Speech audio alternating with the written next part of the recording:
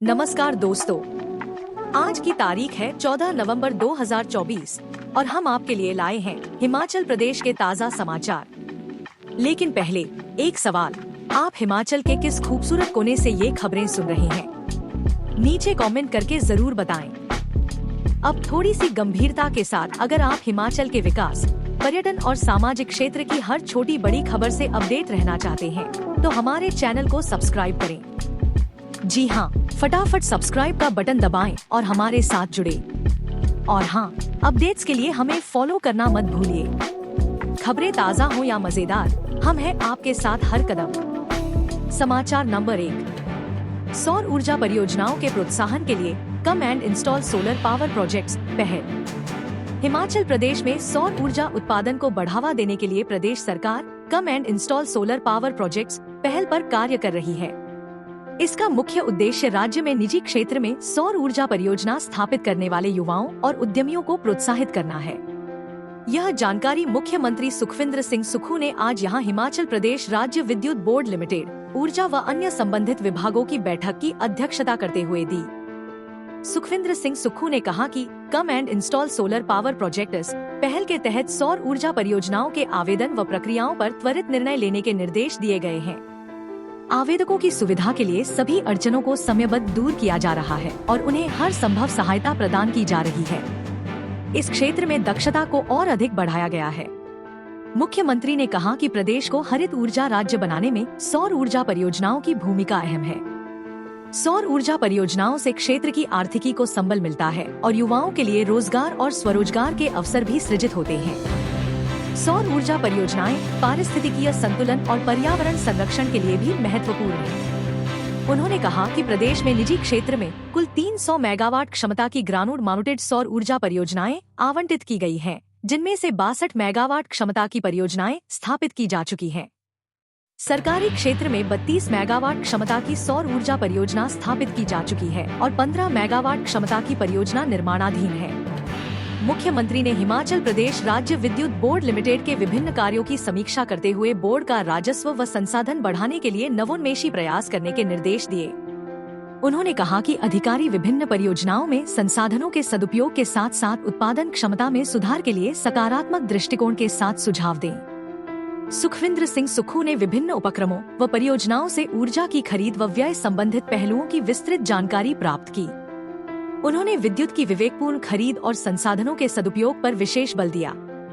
उन्होंने विद्युत बोर्ड में टेंडर प्रक्रिया में संपूर्ण पारदर्शिता व समयबद्धता सुनिश्चित करने के निर्देश दिए।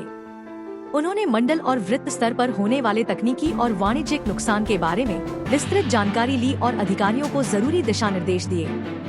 उन्होंने अधिकारियों को बेहतर प्रबंधन के लिए रेवेन्यू मैपिंग करने के लिए भी जरूरी कदम उठाने को कहा।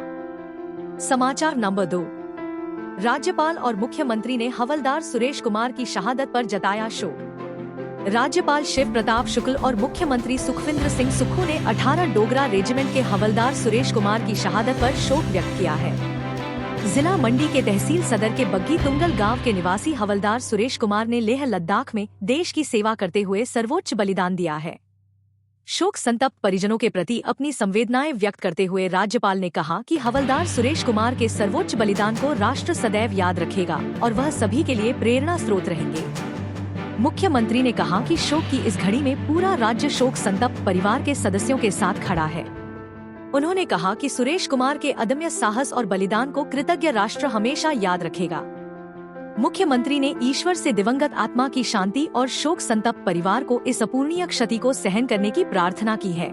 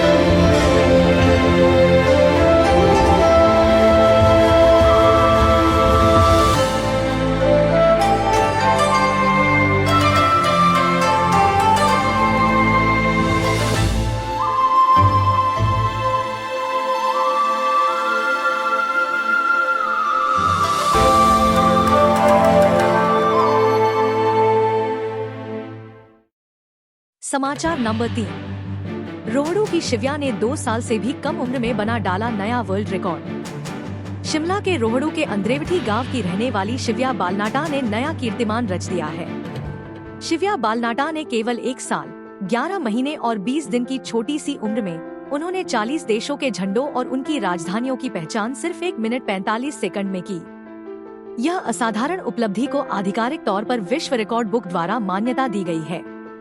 शिव्या बालनाटा को 12 नवंबर 2024 को इंदौर, मध्य प्रदेश में आयोजित विश्व रिकॉर्ड बुक सम्मेलन में सम्मानित किया गया।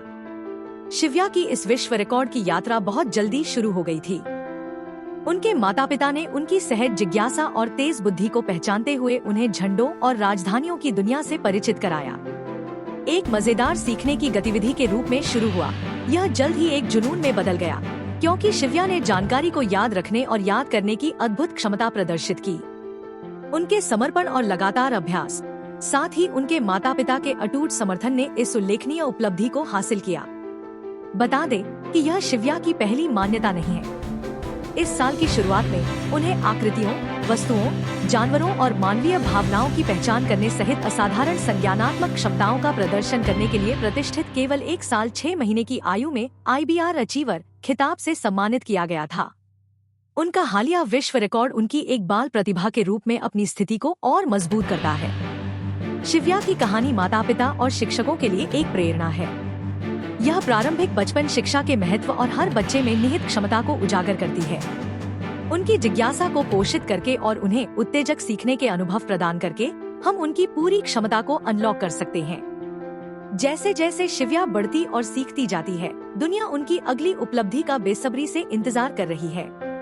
उनकी यात्रा मानव क्षमता की शक्ति और आगे बढ़ने वाली असीम संभावनाओं का प्रमाण है। समस्त बालनाटा परिवार को हार्दिक शुभकामनाएं। समाचार नंबर 4। वीरभद्र सिंह की पाठशाला में पढ़े हैं हम, उनके बिना बहुत बड़ी शून्यता है। मुकेश अग्निहोत्री। उप मुख्यमंत्री मुकेश अग्निहोत्री ने जवाली में खुले मंच से पूर्व मुख्यमंत्री वीरभद्र सिंह को याद किया। उन्होंने कहा कि हम पूर्व मुख्यमंत्री वीरभद्र की पाठशाला में पढ़े हुए लोग हैं। उन्होंने कहा कि पब्लिक से डील कैसे करना है, विकास कैसे करना है, यह सब पूर्व मुख्यमंत्री वीरभद्र सिंह से सीखा है।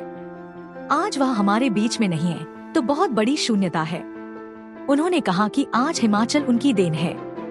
उन्होंने पूर्व मुख्यमंत्री YS परमार को भी याद किया। उन्होंने कहा कोई कितना भी दुष्प्रचार कर ले, हम प्रदेशवासियों के लिए, लोगों के लिए व गरीब के विकास के लिए समर्पित लोग हैं। जो हमसे संभव होगा हम वह करेंगे। समाचार नंबर 5। हिमाचल न्यूज। मुख्य संसदीय सचिवों पर हाई कोर्ट के फैसले के अध्ययन के बाद लेंगे निर्णय। मुख्यमंत्री सुखविंदर सिंह सुक्खू ने बुधवार को धर्मशाला पहुंचने पर कहा कि वह CPS की नियुक्तियों को रद्द करने वाले हिमाचल हाई कोर्ट के फैसले का अध्ययन करेंगे, उसके बाद ही कोई फैसला लेंगे। इस मामले में कोई फैसला लेने से पहले अपने मंत्रिमंडल सहयोगियों व अधिकारियों से इस पर चर्चा करूंगा। CM ने धर्मशाला में कांगड़ा हवाई अड्डे के विस्तार और ढगवार मिल्क प्लांट के उन्नयन सहित कांगड़ा क्षेत्र में चल रही विभिन्न विकास परियोजनाओं की समीक्षा बैठक की। देर शाम वह पूर्व सांसद चंद्रेश कुमारी के पोते के शादी समारोह में भी शामिल हुए। बद्दी की SP इल्मा अफरोज के अचानक छुट्टी पर जाने के बारे में पूछे जाने पर CM ने कहा कि वह छुट्टी पर चली गई हैं। उन्होंने मीडिया कर्मियों से सवाल किया कि अगर उनके पास बद्दी के SP को परेशान किए जाने के बारे में कोई सबूत है तो वह उन्हें सौंप दें। हिमाचल प्रदेश केंद्रीय विश्वविद्यालय के उत्तरी परिसर धर्मशाला के निर्माण में देरी के बारे में पूछे जाने पर CM ने कहा कि इस मामले को जल्द ही सुलझा लिया जाएगा। विपक्षी भाजपा द्वारा लगाए गए आरोपों के बारे में मुख्यमंत्री ने कहा कि आरोप लगाना विपक्ष का काम है। यह कांगड़ा वालों से पूछो कि पूर्व भाजपा सरकार में कांगड़ा के साथ किस तरह भेदभाव हो रहा था। CM ने कहा कि वह कांगड़ा में अपनी सरकार द्वारा क्षेत्र में शुरू की गई विभिन्न विकास परियोजनाओं की प्रगति की समीक्षा करने आए हैं, जिसमें कांगड़ा एयरपोर्ट विस्तार, ढगवार दूध संयंत्र का विस्तार और देहरा क्षेत्र में लाए जा रहे प्राणी उद्यान, हेलीपोर्ट सहित अन्य पर्यटन परियोजनाएं शामिल हैं। उन्होंने कहा कि आने वाले वर्षों में कांगड़ा जिला प्रदेश ही नहीं, देश में भी टॉप पर होगा। यहाँ के एयरपोर्ट को अंतर्राष्ट्रीय स्तर का बनाएंगे। बनखंडी में बन रहे जू को पहले ही अंतर्राष्ट्रीय मानकों के तहत बनाया जा रहा है। CM ने कहा कि भाजपा के नेता कांगड़ा के विकास और प्रस्तावित प्रोजेक्टों को पचा नहीं पा रहे हैं। खेत की बात है कि कुछ कांगड़ा भाजपा के नेता भी जिला की विकास परियोजनाओं का विरोध कर रहे हैं। मुख्यमंत्री ने कहा कि भाजपा का काम चलते काम में अड़ंगा लगाना और प्रदेश को बदनाम करना है।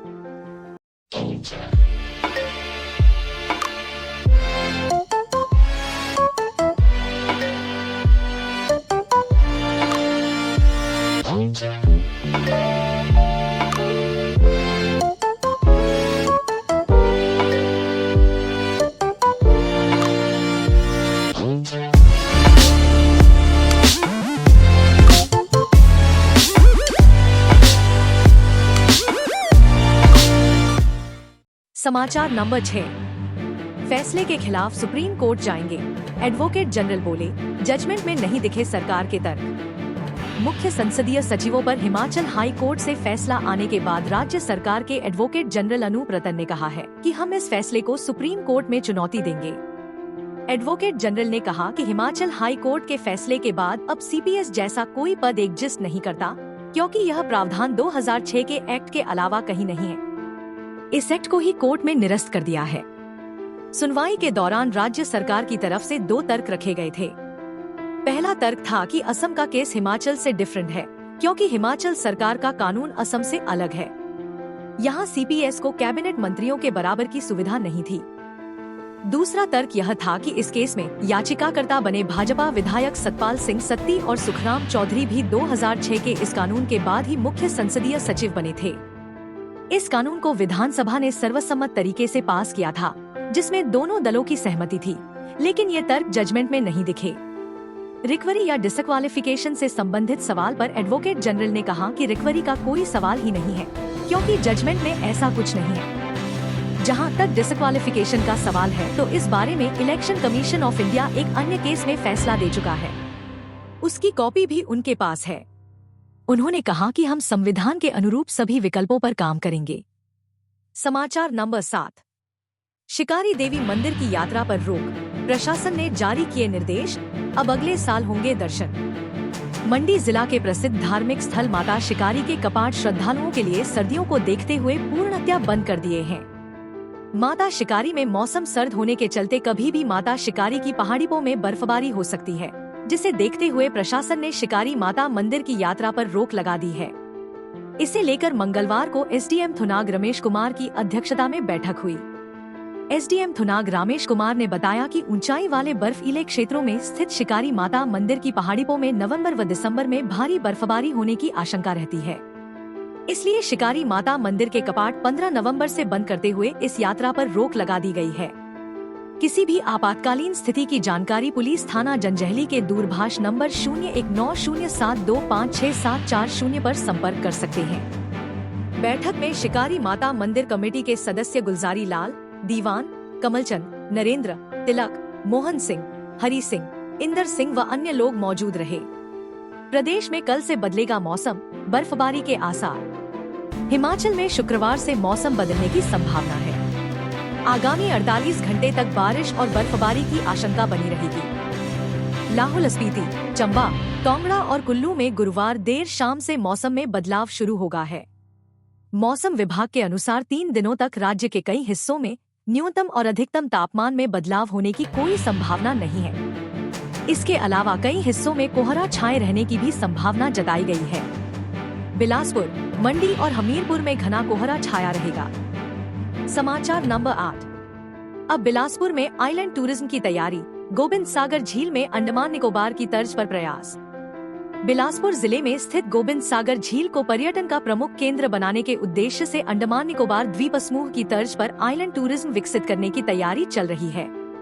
इसके लिए जल्द ही कार्य योजना तैयार की जाएगी। इस परियोजना के तहत उपायुक्त आबिद हुसैन सादिक और एसडीएम सदर अभिषेक गर्ग ने झील के जोरीपत्तन क्षेत्र का निरीक्षण किया, जहां एक बड़े द्वीप को पर्यटन स्थल के रूप में विकसित करने की योजना है। उपायुक्त आबिद हुसैन सादिक ने बताया कि निरीक्षण के दौरान यह द्वीप पर्यटकों को आकर्षित करने के लिए उपयुक्त पाया गया है, जिससे क्षेत्र में पर्यटन को एक नई दिशा मिलेगी और झील के प्राकृतिक सौंदर्य को बढ़ावा मिलेगा। इस बड़े द्वीप की खासियत यह है कि यह पानी में स्थित होने के बावजूद 8 से 9 महीने तक पानी से ऊपर रहता है। यह विशेषता इसे पर्यटकों के लिए आदर्श स्थल बनाती है, जहां वे बिना किसी समस्या के प्राकृतिक सुंदरता का आनंद ले सकते हैं। इस परियोजना का उद्देश्य बिलासपुर को एक प्रमुख पर्यटन केंद्र के रूप में स्थापित करना और पर्यटकों को झील में अनूठे अनुभव प्रदान करना है। अंडमान निकोबार की तरह यहाँ वाटर स्पोर्ट्स, कैंपिंग और स्थानीय संस्कृति से जुड़ी गतिविधियों का आयोजन कर इसे एक आकर्षक पर्यटन स्थल में बदलने का प्रयास किया जा रहा है।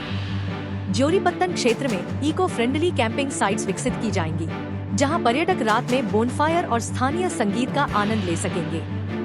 झील के चारों ओर नेचर ट्रेल्स और हाइकिंग रूट्स बनाए जाएंगे, जहां प्रकृति प्रेमी क्षेत्र की प्राकृतिक सुंदरता का अनुभव कर सकेंगे।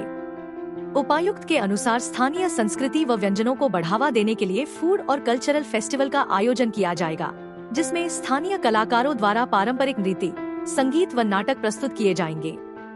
उपायुक्त ने कहा कि झील में ज्योरिपत्तन का यह विकास न केवल क्षेत्रीय पर्यटन को नई ऊंचाइयों पर ले जाएगा, बल्कि बिलासपुर को एक प्रमुख पर्यटन केंद्र के रूप में स्थापित करेगा।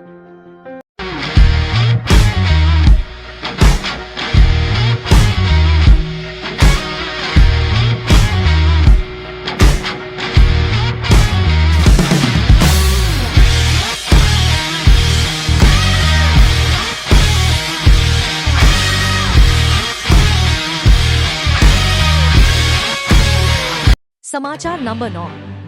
हिमाचल न्यूज। बिना सब्सिडी सस्ती बिजली देगी सरकार। प्रदेश सरकार द्वारा बिजली बोर्ड को घाटे से उभारकर लाभ में लाने के सुझाव देने को बनाई गई कैबिनेट सब कमेटी ने बुधवार को बैठक की। बैठक में कैबिनेट सब कमेटी ने बिजली बोर्ड के सभी चीफ इंजीनियर बुलाए थे। चीफ इंजीनियरों के साथ कमेटी के अध्यक्ष राजेश धर्माणी ने चर्चा की। बैठक में सभी मुख्य अभियंताओं को बुलाया गया था, जिनसे बिजली के टैरिफ को किस तरह से कम किया जा सकता है, इस पर विस्तार से चर्चा हुई है। सरकार चाहती है कि प्रदेश में उपभोक्ताओं को बिना बिजली सब्सिडी दिए ही टैरिफ कम हो, यहाँ पर सस्ती बिजली मिले, क्योंकि हिमाचल में ही बिजली का उत्पादन किया जा रहा है। इसमें जो कमियां हैं, उनको दूर करने के बाद टैरिफ को कम किया जा सकता है, जिसके उपाय सुझाने के लिए कहा गया है। चीफ इंजीनियरों को कहा गया है कि वे ड्रॉबैक्स को खत्म करने के लिए अपने सुझाव दें और बताएं कि कहां पर दिक्कत है।